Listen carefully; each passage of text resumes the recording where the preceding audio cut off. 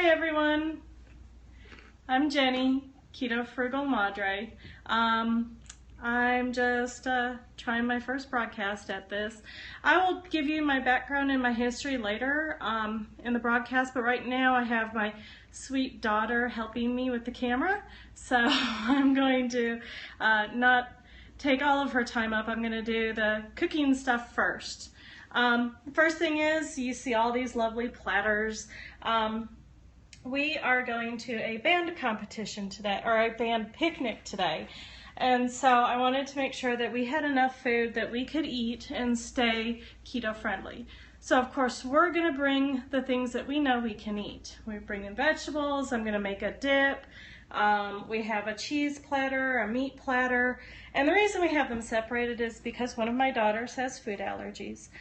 She's allergic to dairy and she's thinking maybe peanuts. I, on the other hand, I am allergic to the world. I need to live in a bubble. When people ask me what I can have, I tell them air and water.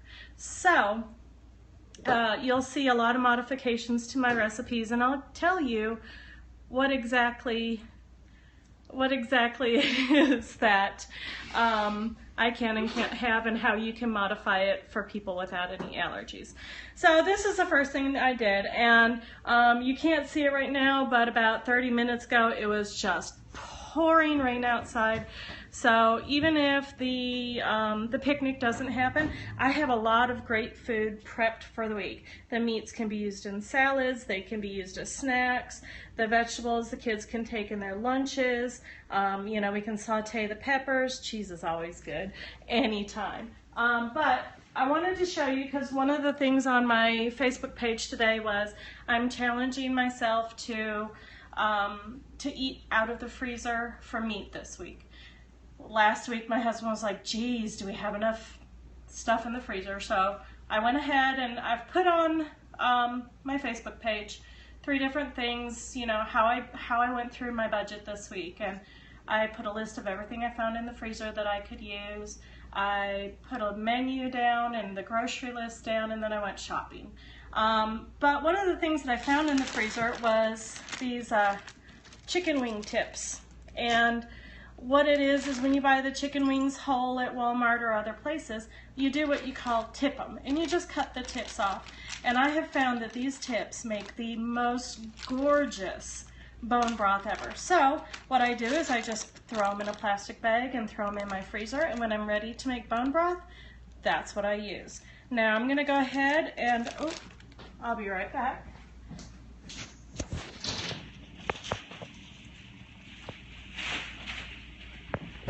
All right, one of my most favorite things is a crock pot liner. We use these by the dozens all year long, and they just fit in here really nicely. These fit in the round ones, these fit in the oval ones, and we just use them. It makes cleanup so much easier, or if you're taking it to a potluck or something like that.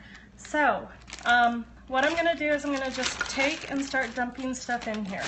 I'm putting all of these lovely chicken wing tips in here, and also we are going to, I have a very frozen package of chicken thighs. Last week I got chicken thigh leg and quarters, and I just cut the legs off the thighs and threw them in packages. So there's 4 thighs in there full of meat and fat and bones and all of that. So all of that is going to go in there, and while prepping my vegetables today, I did save my celery tops and bottoms. I cut off the ends of them because I don't like the brown parts. I don't know, I'm just weird. But I'm going to throw those in there. And then what I'm going to do is I'm going to grab a couple of my favorite spices. In order to make my bone broth, I always throw bay leaves in. At least 2 or 3 of them, because they are so good. And then the next thing I throw in, because it just gives it a good flavor, is rosemary. And I just sprinkle that in really nice and liberally. And then of course the last thing you're going to add is salt. Let me grab that. There it is. Here's the salt. And the salt will help to bring out the flavor, and also it'll help bring out the marrow and all that. And the very last thing I'm going to add until water is a lemon. So I'm just going to cut this lemon in half. And I'm going to squeeze it on in here, because the lemon juice helps break down the marrow and the calcium in the bones, and so it will help to make this bone broth much more healthy. Now,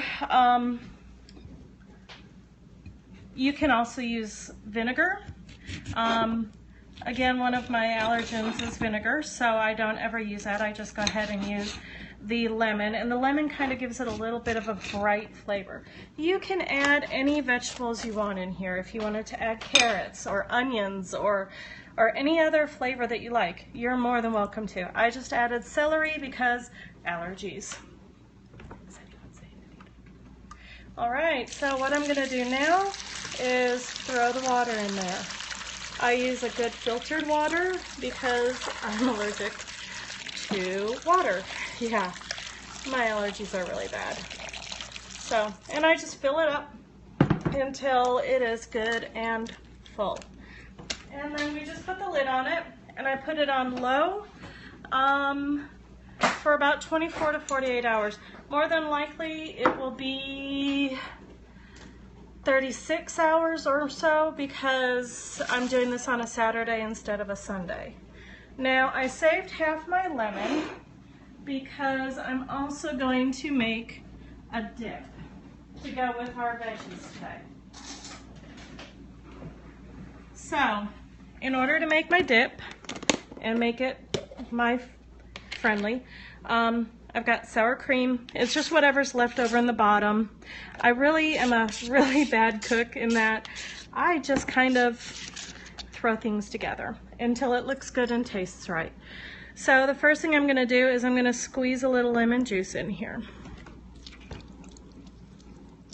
And the reason for the lemon juice is to thin it, because everybody likes more of a dip consistency. So, and this will add a little brightening up of the flavors. Now, so the next thing I'm going to do is I'm going to add some dill, because for dressing and dips, dill is one of the best. So, and I love dill. Must be my Swedish heritage. But I'm going to put a couple good tablespoons in of that. Hold on. Where did it go?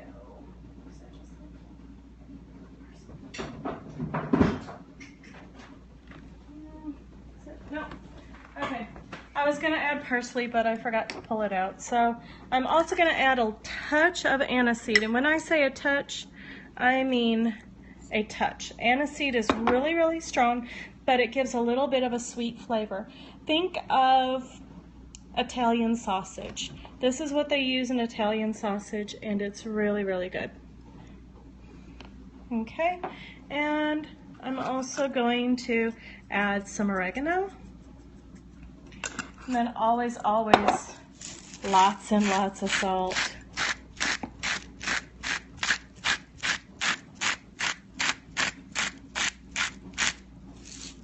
Then we're just going to stir it up and see what it tastes like. See, it looks nice and green. That's what we want. Let's see how it tastes. Ooh, that is really good. I've never really done it with aniseed before, so I'm really kind of surprised, but I really, really like this. So if we wanted to, we could thin it out a little bit more if we wanted it more of a dressing consistency. Now this is like a base for me.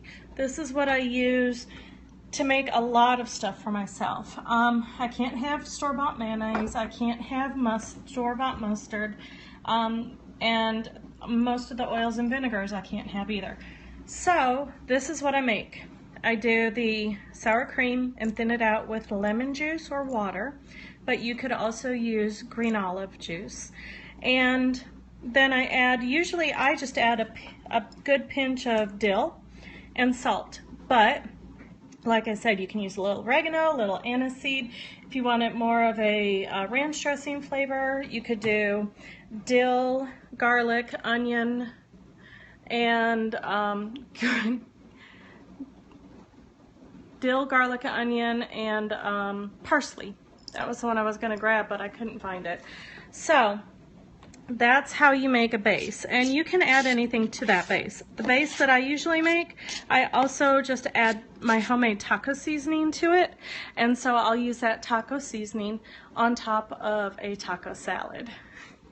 So those were the two things I wanted to really show you today. Also, if you look over here, I have some eggs. These are actually hard-boiled, and I pre-cook and hard-boil eggs every week.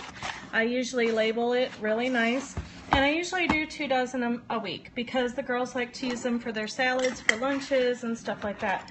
Because this is the end of the week and we have this party to go to, I'm going to make deviled eggs out of them. I probably won't eat them because I'm just going to use regular mayonnaise and regular mustard. But I will always sprinkle dill or paprika on top because dill and paprika just make them look really pretty, not just the plain yellow. So I think that's it for what I'm going to do with my daughter. So I'm going to have her change the camera and hand it to me.